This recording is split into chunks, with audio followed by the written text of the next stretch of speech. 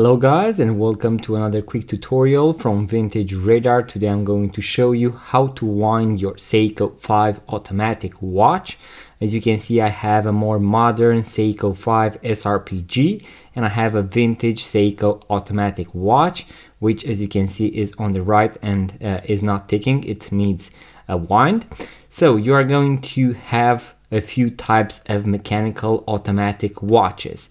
So all automatic watches are mechanical, so automatic watches are mechanical movements, but you have two options. So you have the option of only using the rotor on the back, so the automatic movement of the watch. Let me show you on this one because it has the see-through back.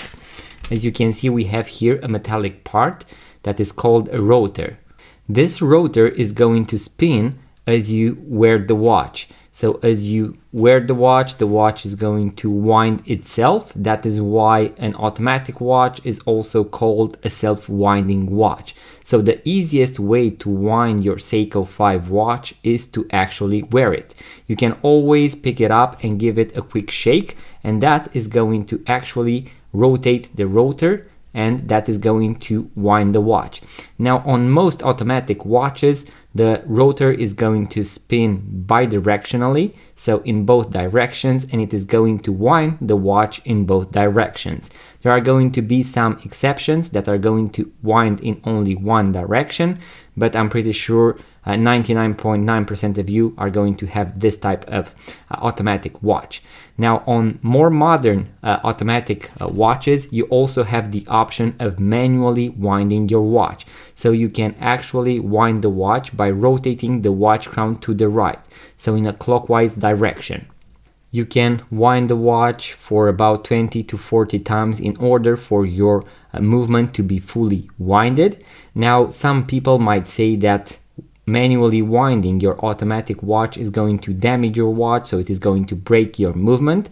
That is not the case. Take into consideration that the watch manufacturer, in this case Seiko, has actually included this option to their movement. So you have this option of manually winding your watch.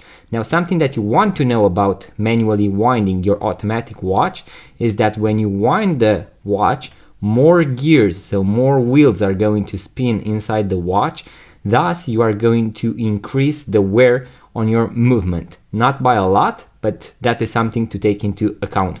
Now here I have a 70s, I believe, Seiko automatic. As you can see, the watch is not ticking. And if I rotate the watch crown to the right, you can see that the watch is not going to wind. So a lot of vintage Seiko 5, Seiko automatic watches do not actually feature a manual winding option. So what you need to do is to actually shake the watch a little, and you will be able to see that the watch is going to start ticking. So as I mentioned, this shaking of the watch and also wearing it is going to work for all types of automatic watches. And when it comes to more modern automatic watches, you have the option of manual winding them.